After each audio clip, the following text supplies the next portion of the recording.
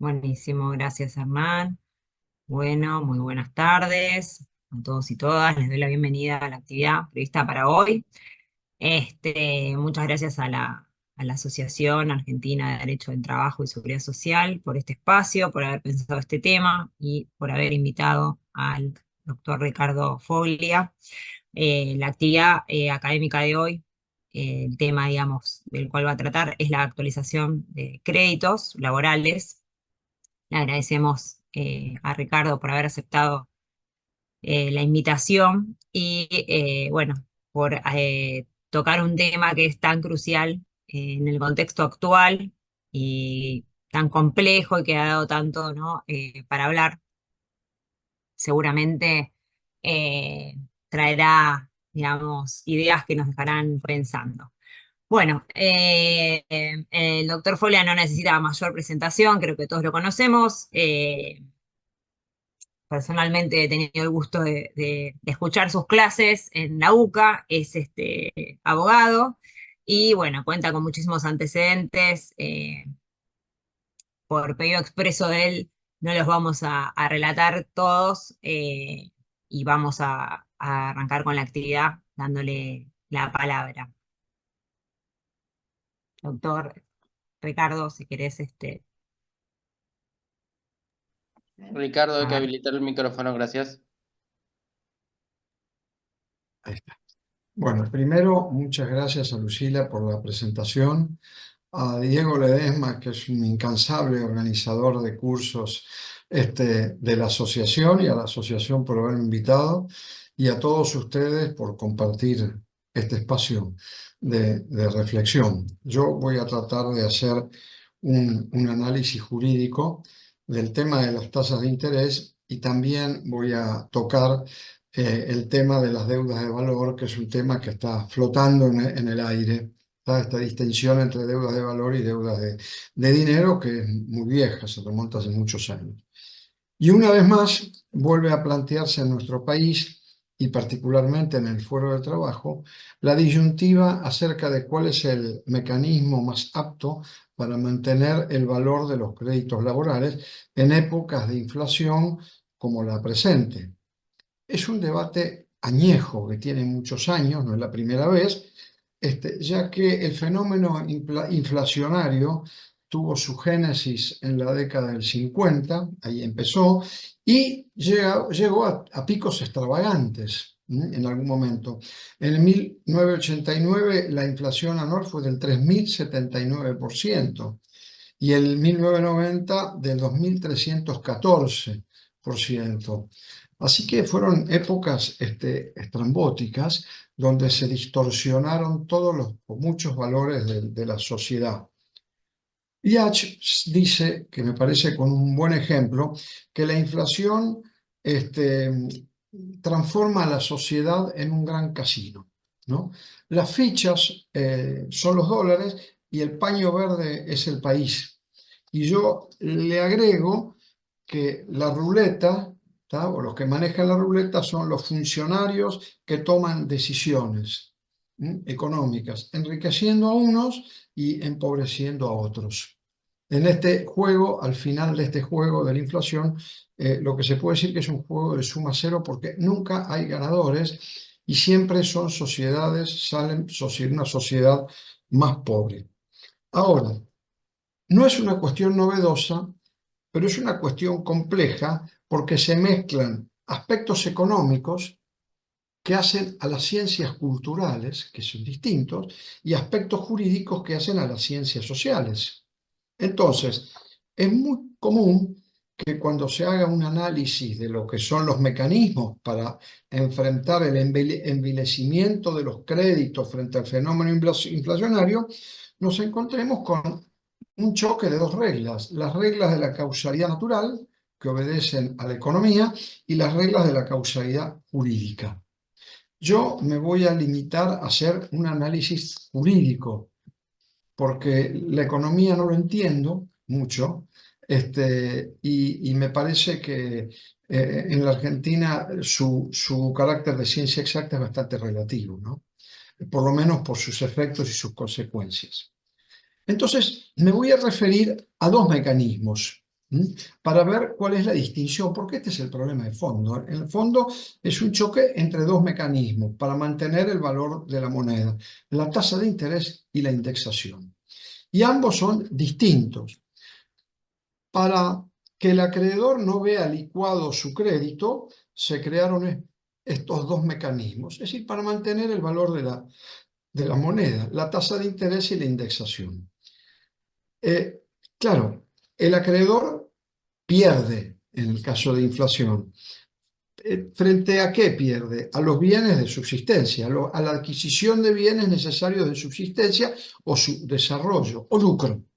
O sea, o pierde ganancias, siempre hay algunos que ganan, por supuesto, pero la gran mayoría o pierde ganancias porque las tasas de interés nunca compensan la inflación, o pierde su capacidad de ahorro o de subsistencia en el peor de los casos.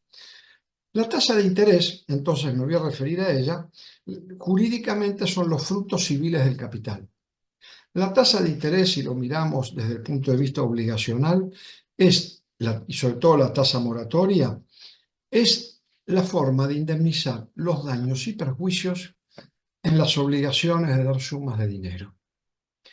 En obligaciones, una de las características irrelevantes de la clasificación de las obligaciones es que obligaciones tienen efectos generales, ¿tá? El cumplir, que el Código Civil anterior no la tenía, el exigir el cumplimiento por un tercero y el cumplimiento forzado. Pero esto es aplicable a todo tipo de obligaciones, pero hay obligaciones que son distintas. En una obligación de dar se puede devolver la cosa, en una obligación de suma de dinero solo está la tasa de interés. Esta es la característica. Entonces, la tasa de interés es, como frutos civiles del capital, la reparación de los daños y perjuicios de las obligaciones de sumas de dinero. Debo dinero, pago los daños y perjuicios en la misma moneda. ¿Tá?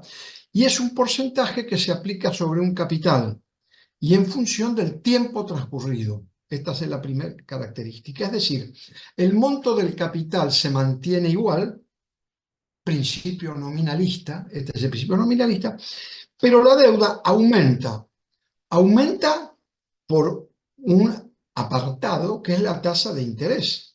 Es el crecimiento de los intereses, que es una obligación accesoria. La obligación principal es la del capital, que permanece incólume, y la obligación accesoria, que es la que crece, es la de los intereses. Después sumamos los dos y nos va a dar un resultado X.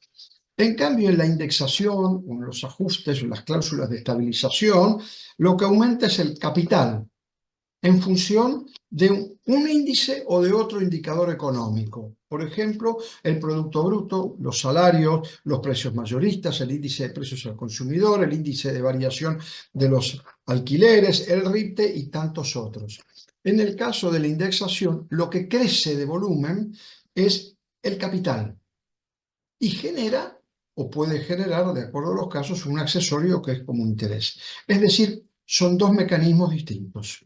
El primero responde al mecanismo y responde al criterio nominalista, y el segundo al criterio de actualización o el criterio actualista.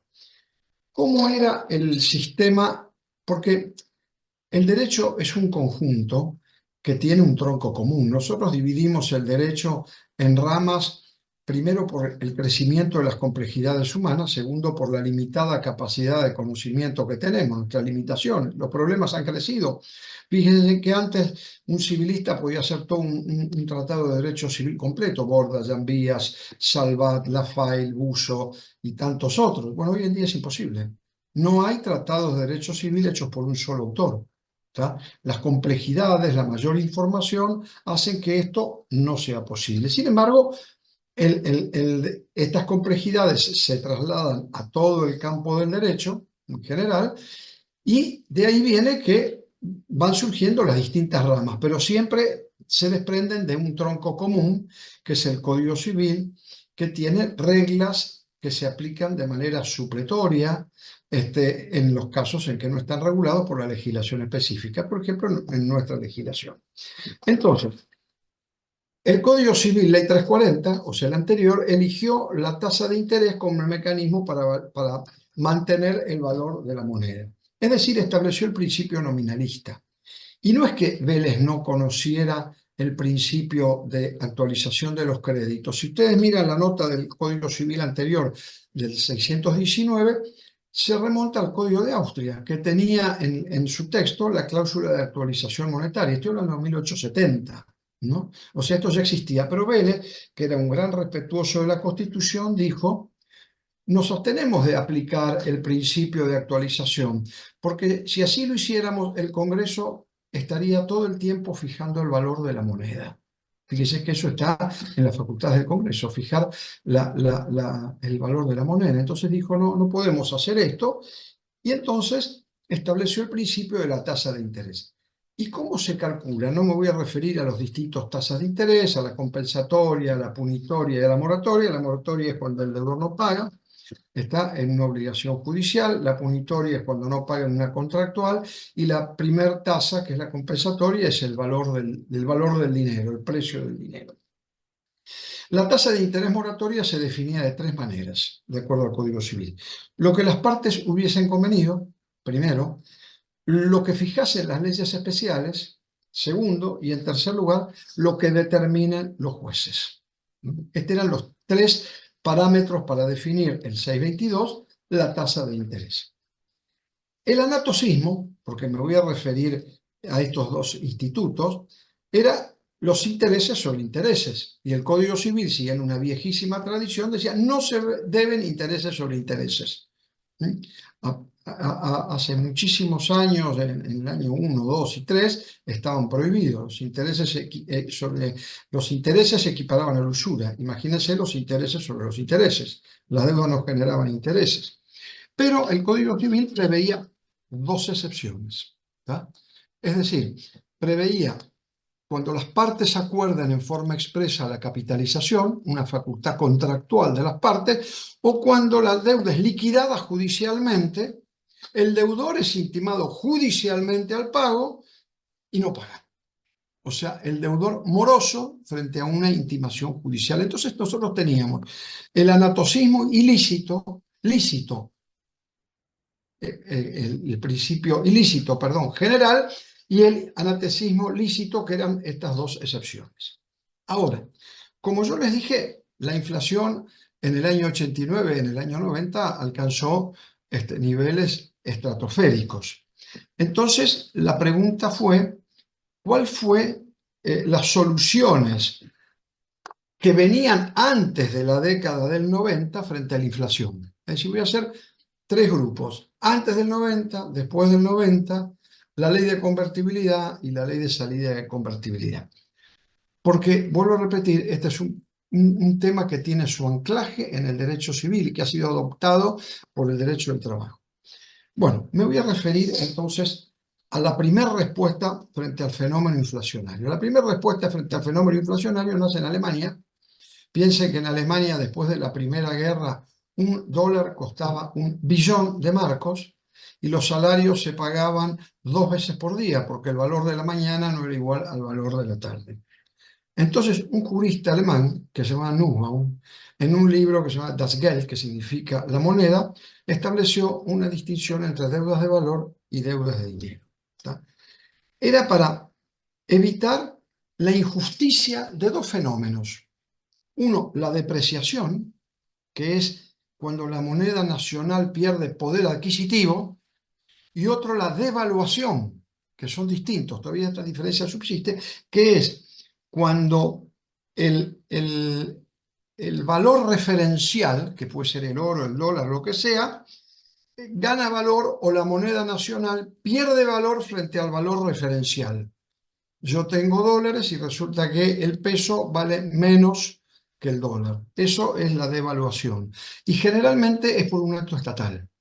Y la depreciación, en cambio, estatal declarado muchas veces, ¿no? El otro no se declara, el otro pasa todos los días.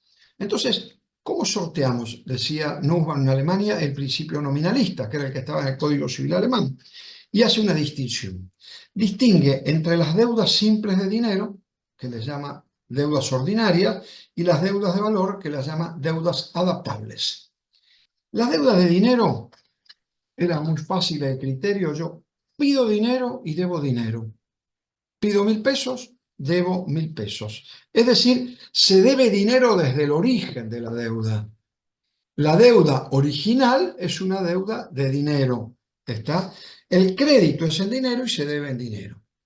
Pero en las deudas de valor, el origen de la deuda no es dinero, es valor, es una cosa. Es otra cosa, porque el dinero también es una cosa, pero es otra cosa, que no sea dinero. Entonces, lo que me dicen es, si yo debo una cosa, debo entregar la cosa. O el valor en dinero necesario para comprarme la misma cosa. Yo tengo un inmueble, no me cumplen, ¿está? Entonces me tienen que dar el inmueble, que no me lo van a dar, o el dinero equivalente para comprarme la misma cosa. Esta fue la distinción. Es decir, yo debo un valor equivalente que me permita comprar una cosa equivalente. Ahora, mientras la deuda no sea líquida, se debe el valor y permanece inmutable, porque es un valor. El problema es cuando la deuda se liquida. La pregunta siguiente es, que se hizo toda la doctrina, es ¿cuándo se liquida? ¿Cuándo se transforma una deuda de valor y una deuda en dinero? Deuda que seguía deteriorándose a partir del momento que se transformaba en una deuda dineraria. Este era el tema. Entonces, hubo una gran polémica acá en la Argentina. Agdec Sala decía una cosa, Bofi Boyero decía otra, algunos decían no, es en el momento de la sentencia, se transforma en deuda dineraria, otros decían no, en el momento de la intimación de pago y la sentencia judicial, y otros, Bofi Boyero, decían en el momento del efectivo cumplimiento. Esta polémica no se terminó jamás. Yo fui profesor de obligaciones muchos años, hace tiempo ya no hay más clases, y el primer titular que yo estuve fuera Bofi Boyero, y bueno, me gustaba, critiqué mucho a esta distinción de deudas de valor y deudas de dinero, porque Bofi hacía un argumento muy sencillo. Las deudas de dinerarias son de valor y las deudas de valor son de dinero, porque yo me pregunto cuando un valor, ¿qué me puedo comprar con este valor? Y eso significa transformar la deuda en una deuda dineraria. Y si yo tengo un valor, digo, bueno, ¿qué me puedo comprar? Y si tengo un dinero, ¿qué me puedo comprar? Con lo cual en un momento la cosa se confunde. Y uno advierte que en el fondo siempre es dinero. ¿Está? Después, en el fondo, el artículo 17 es comprensivo de todo derecho patrimonial, que es el que regula los derechos patrimoniales. Y fíjense que la distinción entre deudas de valor y deudas de dinero solamente limita o soluciona el problema de las deudas de valor, pero deja subsistente el problema de las deudas de dinero. Y genera otro problema. En las deudas laborales, ¿cuál es el valor de referencia? El salario, por ejemplo, y si los salarios pierden frente a la inflación, esto ya pasó. Por eso digo, este no es un argumento estéril. Y esto que yo les decía, ¿cuándo se fija pasa a ser dinerario? ¿En la mora, en la sentencia o en la liquidación? Entonces, no hay cobertura, porque no es necesario, para la desvalorización durante el curso de la obligación de valor, pero empieza a tener los mismos defectos cuando la obligación de valor necesariamente en un momento pasa a ser dinero. Entonces, este problema fue dejado de lado por la doctrina. Dijeron, esto no sirve para nada, la mayoría de la doctrina, salvo muy pocos, Yambía, por ejemplo, pero la mayoría de la doctrina dijo, no soluciona un problema, pero el Código Civil nuevo incorpora esta distinción entre deudas de valor y deudas de dinero. En el capítulo referido a las deudas de dinero, el 748, y en realidad esto es una crítica mía. ¿Por qué? Porque se trata de deudas no dinerarias, entonces no tienen nada que hacer las deudas de valor dentro del capítulo referido a las deudas de dinero y de la tasa de interés. Pero bueno, es lo que tenemos y es lo que hay. Como esta distinción entre deudas de valor y deudas de dinero no fue útil, ¿tá? Y generaba todos estos pleitos que yo les decía, ¿cuándo se transforma? ¿En qué momento se transforma? Viene la segunda respuesta, que fue la indexación, el ajuste de los créditos, que empieza en el año 75 y 76, porque el argumento que se daba es que la indexación no tornaba más onerosa la obligación ni cambiaba la ecuación económica del contrato. porque se ajustaba toda la economía y se ajustaban las deudas de acuerdo a la desvalorización o la pérdida de valor adquisitivo de la moneda.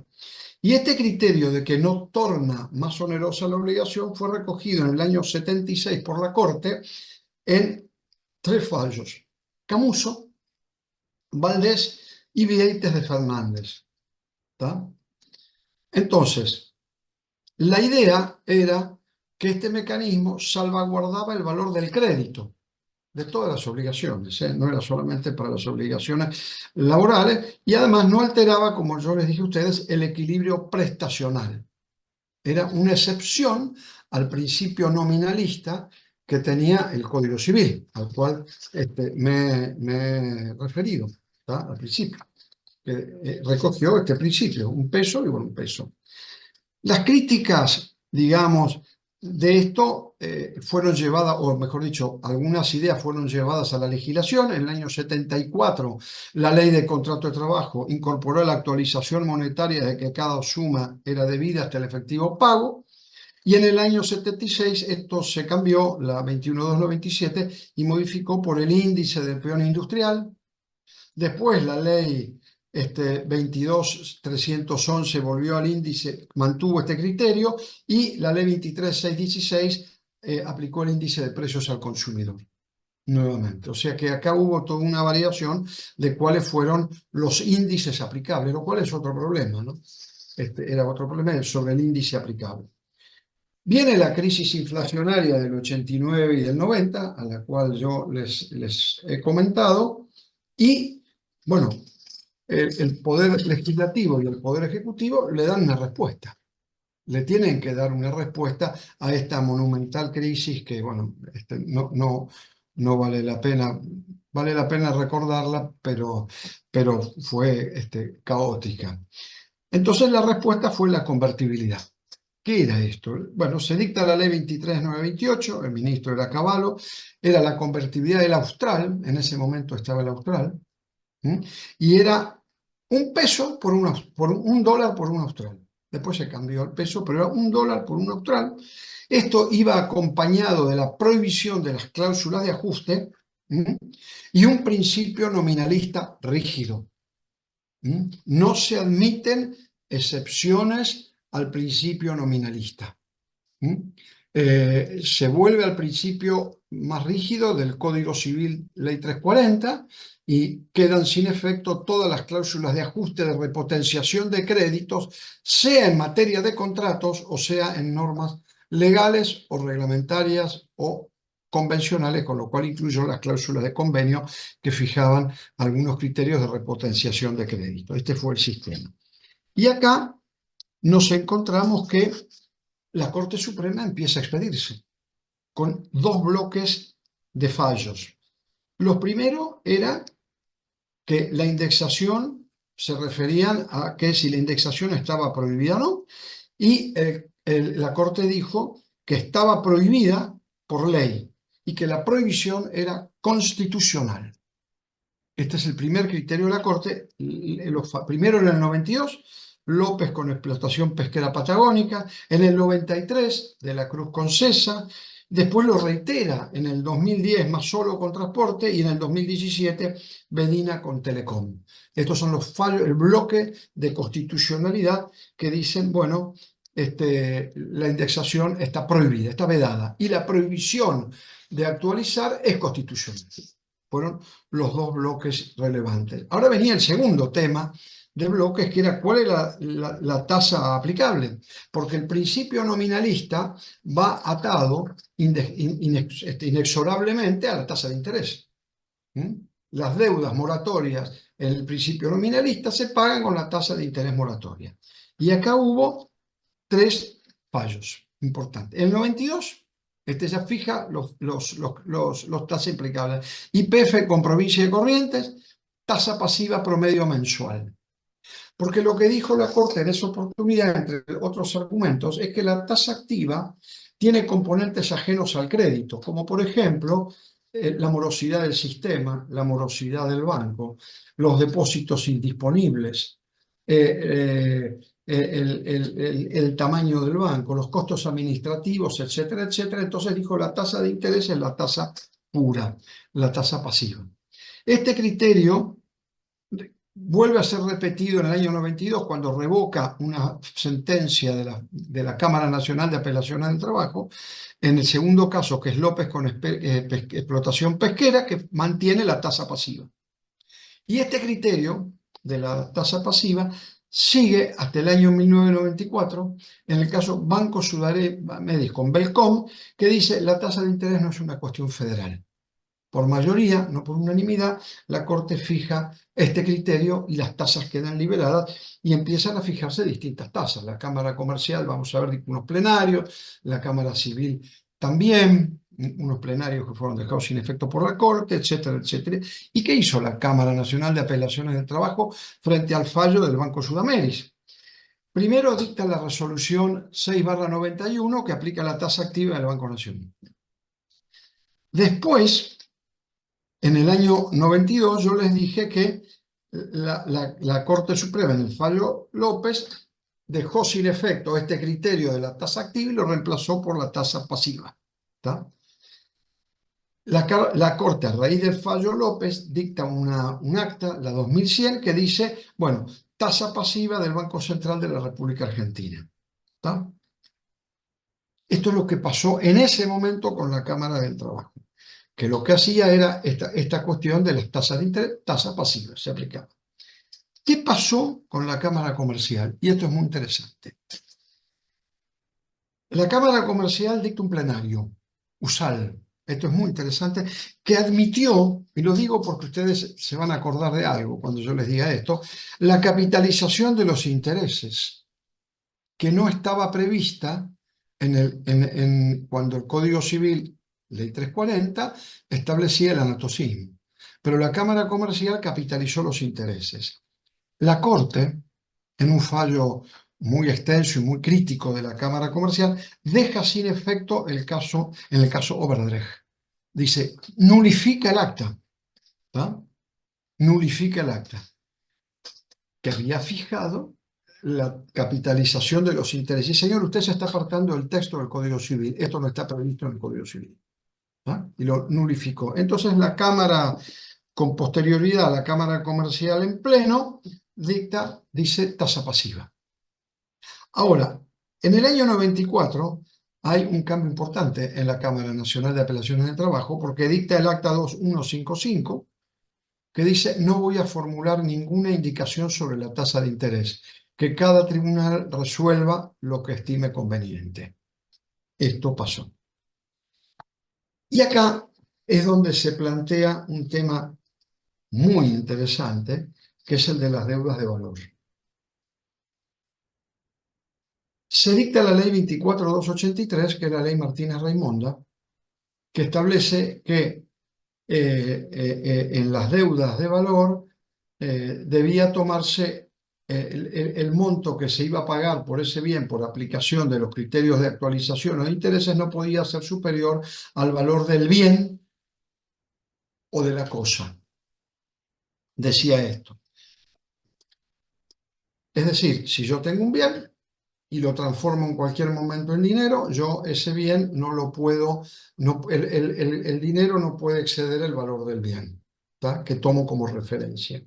Entonces, como había planteos diciendo, mire, yo tengo que tomar como referencia de valor el salario que ganaba el trabajador, como un criterio de valor, la Sala Tercera de la Cámara Nacional de Apelaciones del Trabajo, en el caso Bolaño con Roggio, dice que la ley no era aplicable a las relaciones laborales, que la ley 24.283.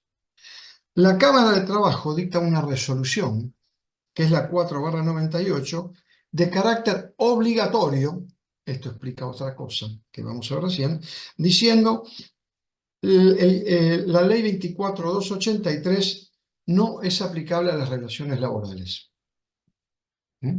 ¿Cuál fue la consecuencia de esto?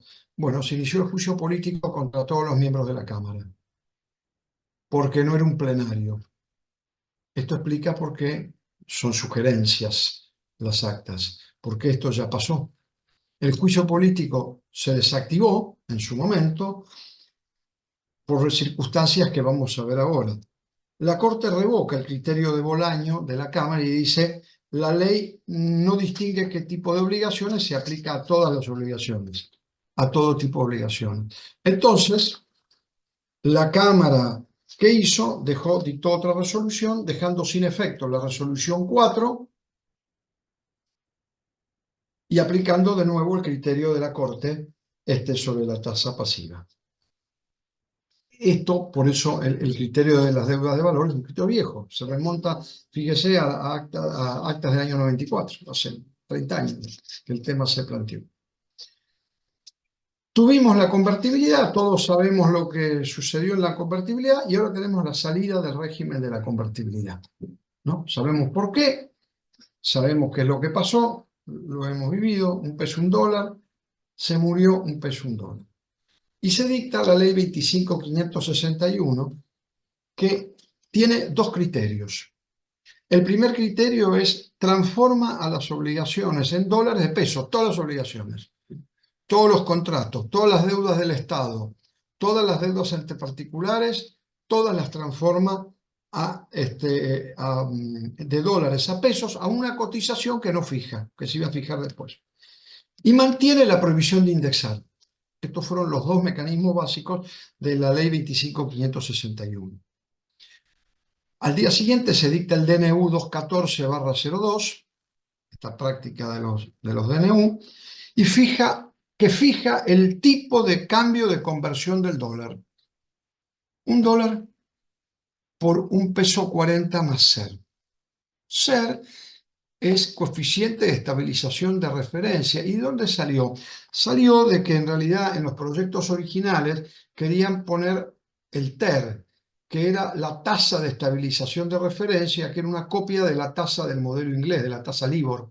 Entonces dijeron: copiemos la tasa de referencia del sistema inglés, que es la tasa LIBOR, y pongámosle un nombre argentino, que es tasa de estabilización de referencia. Al final se optó por hacer el índice SER. Claro, automáticamente, la salida de la convertibilidad, la Cámara Nacional de Apelaciones de Trabajo dicta el acta 2357, que establece la tasa activa del Banco Nación. Ya cambia del Banco Nación, del Banco Central al Banco Nación. Y después se dictan sucesivas actas que hacen pequeños retoques, ¿tá? Les digo todo: la resolución 8/02, el acta 2600 del año 14, el acta 2601 del año 17, el acta 2636 del 16, el acta 2658 del 17 y el acta 2658 del 17. Siempre era la tasa activa con variaciones. Después de todo esto viene el Código Civil del 2015, que empezó a regir en el 2015, y regula en el artículo 765 y 766 el principio nominalista, ¿tá? O sea, mantiene, fíjense que en realidad el principio nominalista estaba en el Código Civil, se mantuvo en la ley 23.0928, se mantuvo en la 25.561 y se mantuvo en el Código Civil del año 2015. O sea, podemos decir que el principio nominalista es una política de Estado, porque no ha sido modificado, al contrario, ha sido ratificado. Y la última ratificación es en el año 2015, cuando el Código Civil dice, en el artículo 765, no me quiero... Antes lo sabía de memoria, ahora ya no. Dice en el 765, la obligación es de dar dinero si el deudor debe cierta cantidad de moneda determinable o determinable al momento de la obligación. Punto. Y agrega: el deudor debe entregar la cantidad correspondiente de la especie de moneda designada. El 766. Principio nominalista duro, sin excepción de ningún tipo. Pero, como yo les dije hace un rato, en el artículo 748, la parte de obligaciones, habla de las obligaciones, acá, perdón, 778, dice, no, 772 dice, si la deuda consiste en cierto valor, el monto resultante debe referirse al valor real al momento que corresponda a tomar en cuenta. Volvemos de nuevo a lo que yo les dije. ¿Cuál es el momento que corresponde a tomar en cuenta? ¿Cuál es? La otra pregunta, ¿las partes pueden pactar? Sí, las partes lo pueden pactar.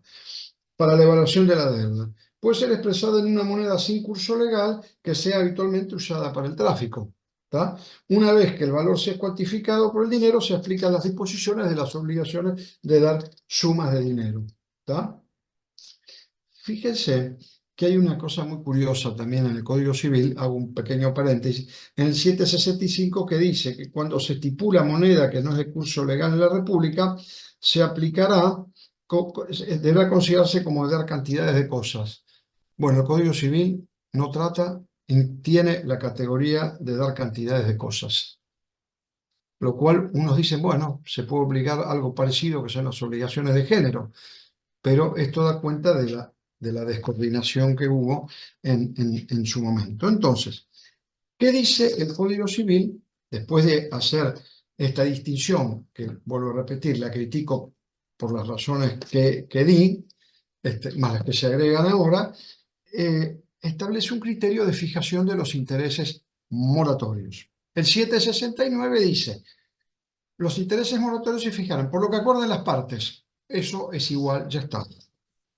Lo que dispongan las leyes especiales estaba, pero dice los intereses o las tasas que fije el Banco Central de la República Argentina. O sea, le quita la facultad a los jueces, la facultad que tenían de establecer los intereses moratorios y le confiere esta facultad al Banco Central de la República Argentina. ¿Por qué esto? Bueno, porque esta es una idea de Kemelmacher de Carlucci, en un artículo hace tiempo, dijo hay que terminar con la lotería de las tasas judiciales. Tenemos que equiparar todas las tasas de interés de todo el país, así que le damos a un organismo federal, como es el Banco Central de la República Argentina, no al Banco Nación, sino un organismo federal, la posibilidad de fijar las tasas de interés. Y dice en plural, las tasas, con lo cual puede fijar distintos tipos de tasas moratorias. Y acá se plantea otro problema, que es, ¿qué tasas? ¿El Banco Central puede establecer tasas nuevas o tiene que establecer tasas nuevas o los jueces pueden aplicar las tasas que ya hay, a las cuales después me voy a referir? Hay algunos autores como Campagnuzzi de Caso que dicen, no, el Banco Central tiene el mandato, de acuerdo al Código Civil, al inciso C, de dictar tasas especiales. Las que hay no se aplican, la tasa de interés Badlar, la tasa interbancaria, etcétera, etcétera, no se aplican, hay que dictar nuevas tasas, el Banco Central. O sea que hoy en día, sea una idea o sea otra, Pizarro sostiene lo contrario, las tasas de interés moratoria las fija el Banco Central de la República Argentina en lugar de los jueces. ¿Tá? Le quitó la facultad judicial de fijar la tasa judicial, las tasas. El otro tema mantiene el criterio del anatocismo, o sea, el principio general de que el anatocismo está prohibido, salvo 3 excepciones. Agrega algunas. La cláusula expresa, pero agrega que no puede la capitalización ser inferior al periodo de 6 meses, o sea, se puede convenir, pero no puede ser inferior a 6 meses. La obligación demandada judicialmente, que esto no estaba, y la capitalización es desde la fecha de notificación de la demanda, habla de la capitalización, no de las capitalizaciones. Esto es muy importante. Y la obligación liquidada judicialmente desde la intimación del deudor si el deudor no paga. Esto ya estaba. O sea, el agregado es el inciso B, este punto, que fue el que trajo consecuencias que vamos a ver seguidamente. El otro tema es que en el artículo 771 no solamente el Código Civil le quita a los jueces la facultad de fijar las tasas moratorias, sino que además señala que los jueces solo pueden reducir las tasas de interés o el resultado de la capitalización. Es decir, los jueces no pueden subir las tasas de interés. que eventualmente fije el Banco Central de la República Argentina, ¿tá? Llegado el caso. Solamente pueden reducir la tasa de interés. ¿Cuándo? ¿Con relación a qué? Cuando el resultado del anatocismo o el costo de dinero fuese desmesurado con relación al costo medio del dinero. ¿Quién mide el costo medio del dinero? El Banco Central. ¿Tá? Operaciones similares. Bueno, habría que ver qué son operaciones similares en materia salarial en el lugar donde se contrajo la obligación. Con lo cual la reducción, a diferencia de la fijación de la tasa, que es nacional, de la fijación de la tasa, la reducción de la tasa es local. ¿Por qué? Porque se fija el criterio del lugar donde se contrajo la obligación. Estos son los criterios de reducción.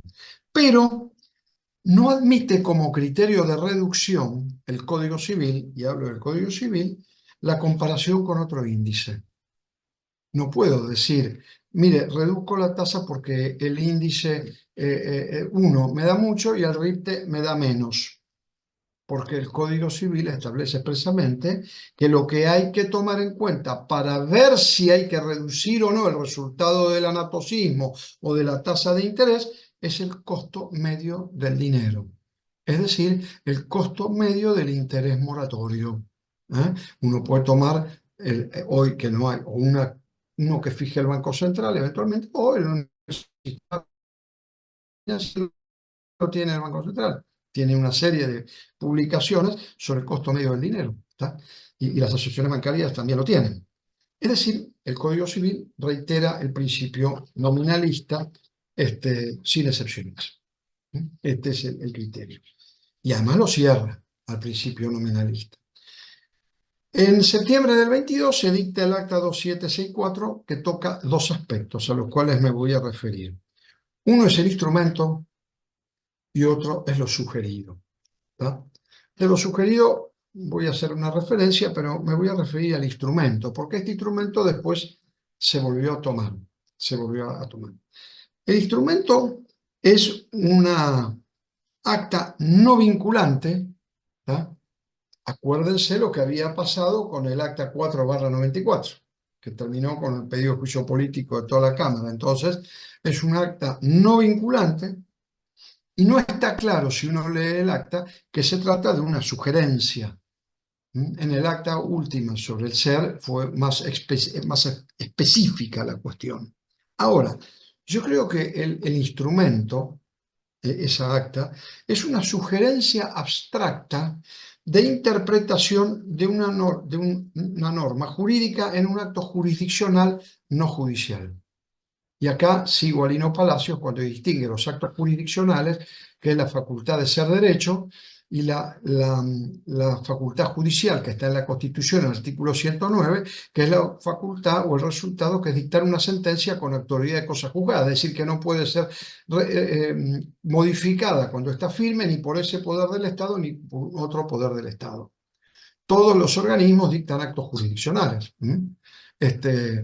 Cuando el Congreso resuelve, qué sé yo, una multa, una sanción, etcétera, etcétera, o el Poder Ejecutivo aplica una multa, es un acto jurisdiccional, porque dice derecho, pero no es un acto de naturaleza judicial. Por eso en Fernández de Arrias con Pollo, la Corte dijo, todos los actos administrativos tienen que pasar por el filtro del Poder Judicial. Es decir, que según mi interpretación, lo que hace el acta es transformar a un tribunal judicial en un foro de doctrina. Con lo cual me parece que desnaturaliza la función judicial. No hay caso concreto. Y el otro tema es que, ¿por qué no hay caso concreto? Porque es la interpretación general de una norma del Código Civil, fuera de todo caso. Es una interpretación abstracta, doctrinaria, yo pienso que el Código Civil dice esto, pero además con otro tema. Las opiniones doctrinarias no se resuelven por mayoría o minoría, salvo en los congresos de derecho civil, sino por la densidad de los argumentos. ¿Tá? Entonces, tampoco es jurisprudencia. porque no resuelve un caso y para que se resuelva, para que haya jurisprudencia se requiere una multiplicidad de casos. No es un plenario, porque no es obligatorio, es un debate de doctrina teórico. ¿Está? Que sí, como es el criterio de la Cámara, los jueces inferiores, si no ajustaban ese criterio, verían todas sus sentencias revocadas con un dispendio jurisdiccional. Pero yo soy crítico del instrumento. Soy crítico del instrumento. Y fíjense que recientemente la Corte Suprema de Justicia de la Nación, en el 16.4 al 24, en el caso Rizzo, dice, y se los leo, los jueces no tienen la facultad de formular interpretación de las normas en abstracto. Esto está dicho en una parte del caso Rizzo. Y yo me hago otra pregunta. Esto, bueno, lo voy a hacer después la pregunta, ¿no? Y el segundo, cuando hable después del caso Oliva, muy brevemente, y el segundo es lo sugerido. La sugerencia es mantener las tasas de interés de las actas a las cuales yo me he referido recién y establecer la capitalización anual desde la fecha de notificación de la demanda. ¿Está? Lo que trajo algunos fallos posteriores sobre si se aplicaban las deudas anteriores o posteriores al Código Civil, si había varios codemandados, desde cuándo procedía la capitalización, cosas por el estilo. Y esto se termina con el fallo Oliva de la Corte del 29/2 del 24. En el caso Oliva se trataba de un fallo de la Sala Novena que aplica el acta y aplica la capitalización, pero aplica un tope a los intereses que era a la capitalización, que era el RIPTE más el 7% anual. Está bien que cuando el caso llega a la Corte, llega con una liquidación en la cual no se había aplicado el tope y que había sido impugnada por una de las partes. Llega sin tope. La Corte lo que dice es la interpretación que efectúa el acta del inciso B del artículo 770 del Código Civil y Comercial de la Nación es errónea, porque el Código Civil no establece ninguna capitalización anual. Solo habla de una sola capitalización, por eso el singular era tan importante, desde la demanda a la liquidación. En la liquidación se capitaliza, primera capitalización. Y hay una segunda capitalización, si es que el deudor intimado de pago no paga, se capitalizan los intereses entre la primera capitalización y el efectivo pago. El segundo argumento que utiliza la Corte es la desproporcionalidad, que me he referido recién, del artículo 771, que sigue en este punto el criterio de otro fallo anterior, que era Bonet, de la Corte, y claro, pero en este caso hago la salvedad de que no se había resuelto la cuestión del tope. Entonces, ante esta situación, se dicta con posterioridad el acta 2783 del 13 de marzo del 24 y una resolución 3 del 24 del 14 de marzo, el día siguiente, en la cual deja sin efecto el criterio de la capitalización y aplica el coeficiente de estabilización de referencia más el 6% anual. ¿Está? Y lo que dice la sentencia, el acta, es que el SER es una tasa de interés. ¿Está?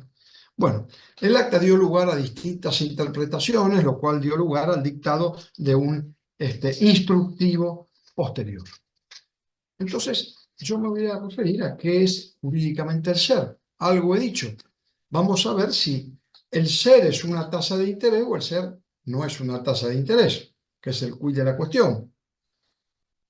La ley 25.561, yo le dije a usted, fue la salida de la convertibilidad, estableció el DNU, junto con el DNU, que se convertían a pesos todas las obligaciones en dólares al tipo de cambio de 1,40 por 1. ¿Se acuerdan la famosa frase? El que prestó dólares va a recibir dólares. No, yo lo digo como una cuestión de sentido del humor y de la memoria, ¿no? Pero hay dos hechos muy relevantes en este tema. Uno es el propio DNU 214/02, que en su artículo 5, y se los leo textualmente, las obligaciones de cualquier naturaleza u origen que se generen con posterioridad a la Ley 25.561 no podrán contener ni serán aplicables ajustadas por cláusulas de ajuste. Esto está en el mismo DNU que establece eso. Dice, esto es para estas obligaciones. Y el DNU 320/02, posterior, dice que el SER es de aplicación exclusiva y única a los contratos y relaciones jurídicas existentes a la entrada de la ley en vigencia 25.561. O sea, era solamente un índice aplicable a las obligaciones especificadas. Y hay otra ley, la ley 25.713, que dice textualmente el SER se aplica a las obligaciones especificadas. Y en el artículo siguiente dice cómo se compone el SER, cómo se arma el SER. El SER se compondrá por la tasa de variación diaria de la evolución mensual del índice de precios al consumidor. Es decir, el SER es un coeficiente que se basa y se arma en base a otro coeficiente, que es el IPC. O sea, el SER es una cláusula de ajuste.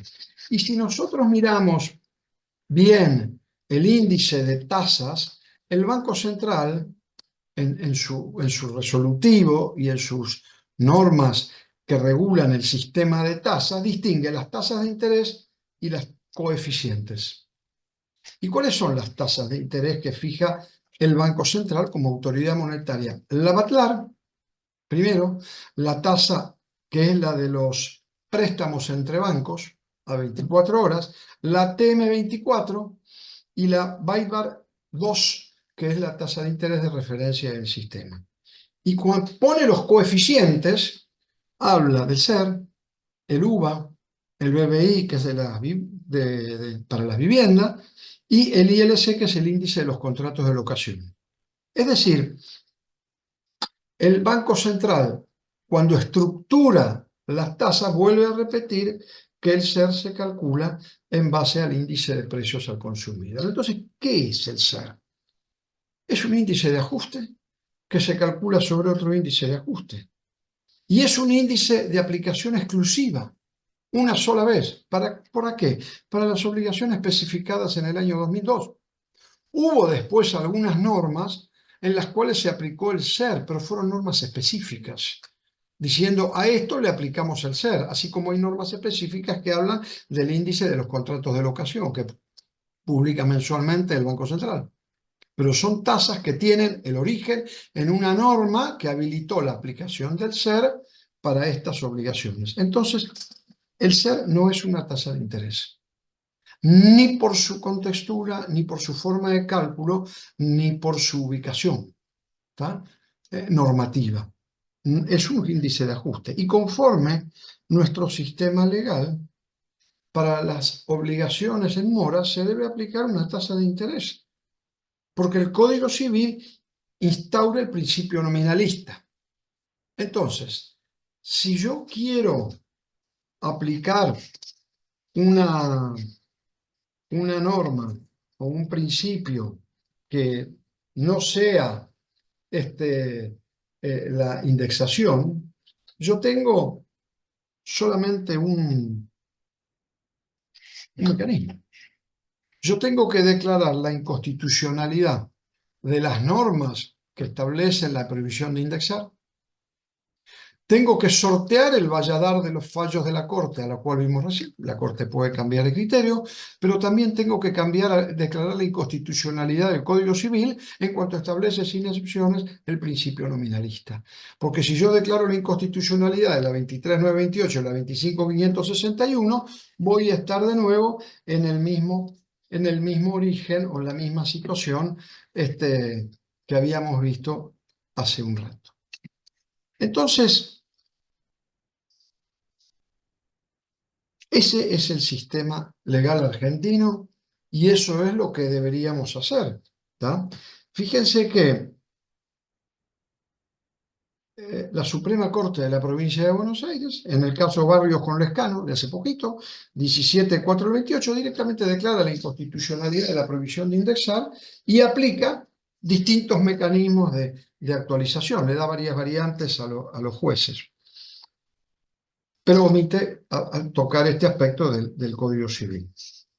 Entonces yo quiero hacer sobre este tema algunas reflexiones finales. Yo entiendo que hay una puja entre la pérdida de valor adquisitivo de los créditos laborales y las tasas de interés, cualquiera sea la que se fijen. ¿Ah? Yo entiendo que hay una tensión que en el fondo es entre el principio de legalidad y el principio de proporcionalidad. Es una tensión entre estos dos principios.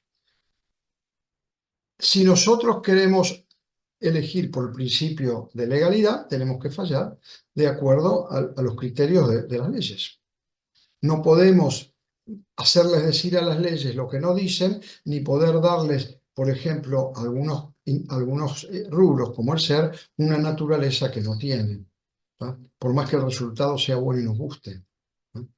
Entonces tenemos estos dos principios en pugna. Y si nos queremos inclinar por el otro principio, lo que tenemos que hacer es declarar la inconstitucionalidad de las normas que vedan la indexación y aplicarla directamente. Es uno u otro. Fíjense que además hay otra cuestión que vale la pena reflexionar. Cuando se interpreta el Código Civil, como se hizo en el caso Oliva, nosotros estamos aplicando una norma general que, supongamos que este criterio sea aceptado por otros fueros, van a ser la capitalización anual de todas las deudas, incluso la de los trabajadores. O sea, esta cuestión tiene una visión muy amplia. Si interpretamos que el Código Civil, y la Corte hubiese aceptado, que el Código Civil establece la capitalización anual, cuando un trabajador toma un crédito para comprarse una heladera, un lavarropa o para pedir plata prestada, hubiese tenido que devolver ese crédito capitalizado anualmente. Porque esta es una cuestión general de la economía, una cuestión general. Estamos hablando del Código Civil, de una norma del Código Civil. No estamos aplicando una norma laboral, estamos aplicando una norma general a una cuestión laboral, interpretándola de acuerdo a la naturaleza de un crédito, pero sin tener en cuenta de que esa norma se aplica a todos los créditos, a todo el sistema crediticio. Lo mismo pasa con el ser. Entonces, me parece a mí que frente a esta opción, yo entiendo, pero como les dije recién, no me gusta el instrumento elegido y no me gusta el resultado final, porque me parece que es un resultado que no condice con el sistema normativo. O aplicamos las normas o declaramos la inconstitucionalidad de las normas. Pero, como pasó en el caso Oliva, no podemos decir que el Código Civil establece una capitalización anual cuando no la establece. Ni la estableció nunca, ni el Código Civil anterior, ni la fuente que fue el Código de Comercio en su momento. Así que bueno, de nuevo el tema supongo que estará en la Corte, y veremos qué es lo que la Corte resuelve en algún momento. Bueno, quedo abierto a las preguntas que les parezca conveniente. Espero poder responderlas. Ese es el desafío, ¿tá? Y muchas gracias por la paciencia, ¿tá? Gracias Creo que a el vos, tiempo lo Ricardo. cumplí, ¿no? No. Sí, El tiempo estamos lo justos. cumplí. Bien, Muchas gracias, gracias. Ricardo, por tu excelente No, por favor. presentación. Como siempre, No. es un gusto escucharte y bueno, abrimos el espacio para preguntas y comentarios. O sea, aquellos que quieran ir levantando la mano y le cedemos la palabra.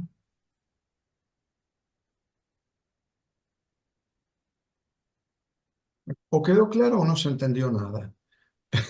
Ahí la veo a, Por un tema de optimismo. Ah, bueno. Gracias, Teresa. a la doctora Alonso Pardo. No sé, Maritel, Sí. si querés desmutearte.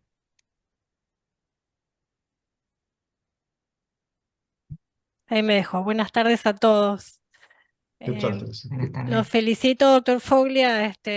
No, Buenísimo. Además, siempre nos aporta la no. historia. A pesar de que es joven, nos aporta la historia que Te no está voy a escrita. hacer un Sí, monumento. Sos mi ídola del día.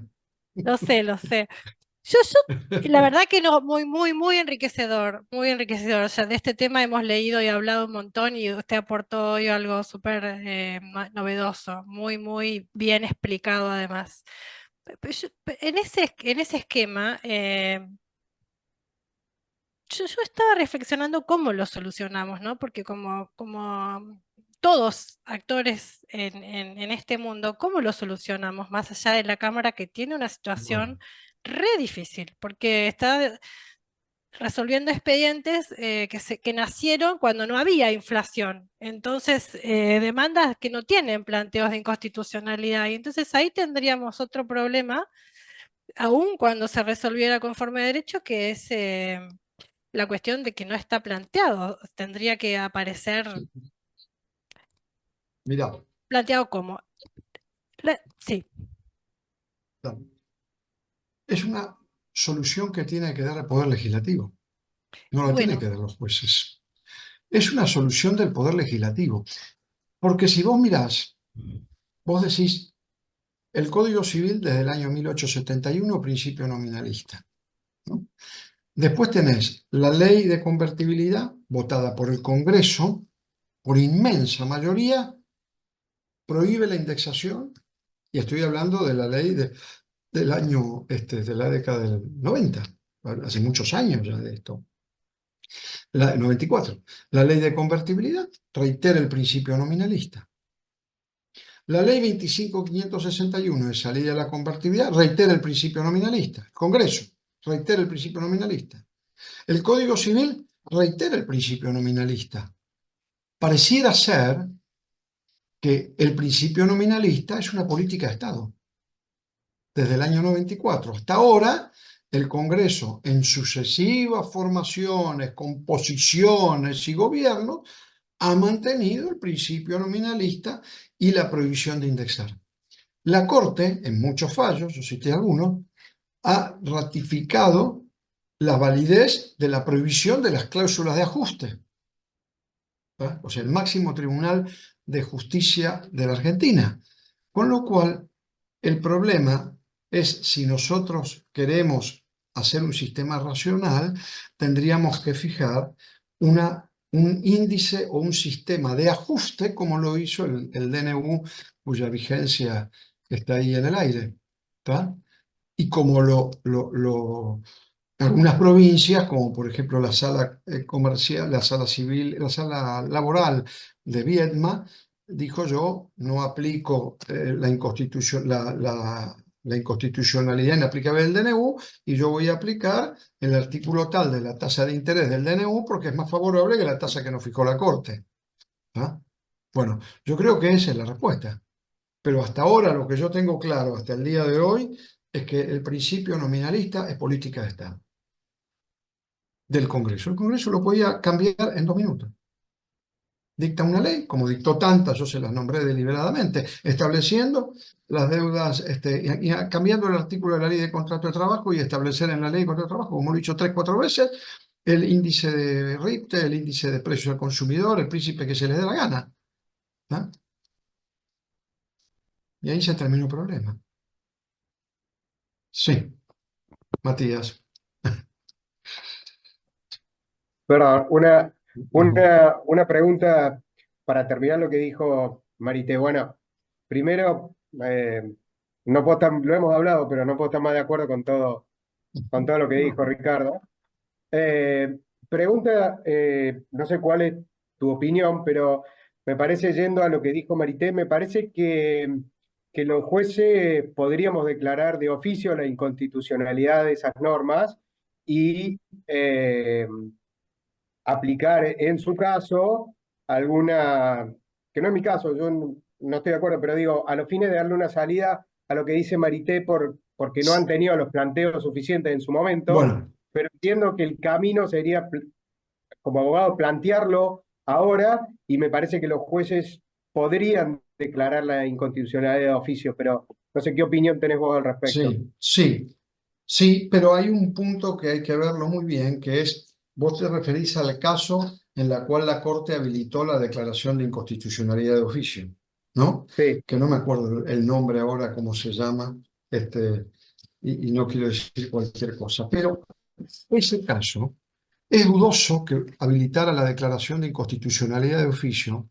Y si ustedes buscan, hay un artículo de Bossert, que era uno de los que votó, porque se interpretó en base a un fallo, un voto de no me acuerdo cuál de los miembros de la Corte, pero Bossert escribió un artículo en la ley diciendo, no, nosotros no dijimos esto. Fue un voto de mayoría y minoría, pero el criterio no fue habilitar la declaración de inconstitucionalidad de oficio. Si se refieren a ese caso, hay que buscar el comentario de Bossert, que está en la ley hace muchos años atrás, ¿no? Donde desarrolla por qué. Miembro de la Corte. Miembro de la Corte escribió un artículo diciendo esto no es lo que quisimos decir. ¿Tá? Ahí hay un punto. También sobre este punto hay un debate.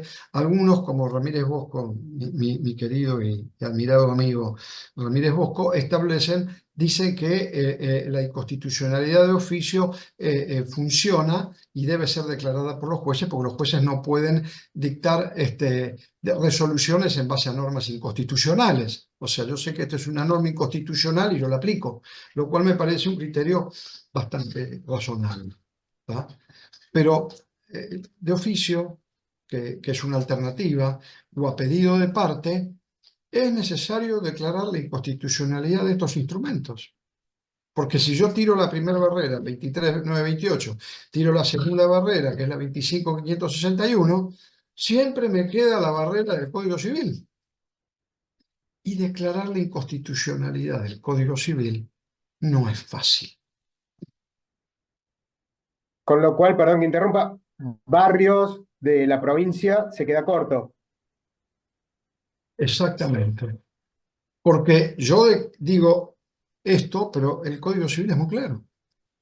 El Código Civil dice principio nominalista. Y el principio nominalista, ¿cómo se paga la mora? Con la tasa de interés moratoria. Código Civil. Lo que pasa es que, lo que yo te decía recién, es que no es fácil declarar la inconstitucionalidad de artículos del Código Civil. Sí, totalmente. Yo cuando No inicié conozco la que esto. pregunta, sabe que estaba pensando y ahí lo tomo como una reflexión. No quiero abusar de su tiempo y de su No, confianza, para nada. pero ¿usted se acuerda cuando nosotros analizábamos la problemática tasa pasiva y tasa activa y decíamos la tasa activa incluye el componente inflacionario? Yo la reflexión que tengo estos días y cuando vemos las tasas que ponen, por ejemplo, para el plazo fijo o las tasas nuevas que creó el Banco Central en su página, es decir, ¿cómo sería el diálogo institucional sin necesidad de establecer una una norma que derogue el Código Civil, que tanto cuesta eso, porque no es una cosa que se pueda decidir de la noche a la mañana, o porque también la inflación, si Dios quiera, se controla, no sé si va a ocurrir, pero es el objetivo de todos nosotros seguramente, pero lo que digo es, ¿qué está pasando con el Banco Central y el manejo? No sé si le estoy preguntando demasiado, pero y el manejo de No, esas tasas de interés que no, antes la tasa no, activa era justa y hoy no es justa, porque no pasa por ahí no. un poco. Sí, Esto siempre, gracias. no, siempre pasó, porque el Banco Central es una entidad de política monetaria y no mira solamente a los acreedores, mira a acreedores y deudores, mira al sistema. ¿Ah? Entonces, una suba de tasa de interés o una baja de tasa de interés impacta en los acreedores y en los deudores. Y los deudores no son solo los deudores laborales, son muchos deudores, muchos de los cuales pueden estar en peor situación que los deudores laborales, los jubilados, los pensionados, los desocupados que piden un crédito. O sea, hay muchos sujetos de preferente tutela. Entonces, uno tiene que mirar que cuando toca las tasas de interés está afectando a deudores y acreedores. Por eso dije que con estos sistemas hay algunos que se hacen ricos y otros se hacen más pobres. Esta es la historia. Entonces, si uno quiere proteger específicamente los créditos laborales, tiene que dictar una norma específica para los créditos laborales. ¿tá?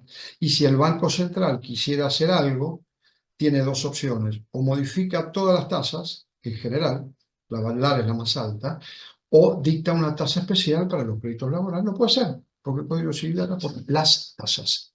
Y la redacción no es aleatoria, es deliberada. Las tasas. Y acá entramos en el tema, bueno, si se aplica o no las tasas y cuál se aplicaría. ¿Tá?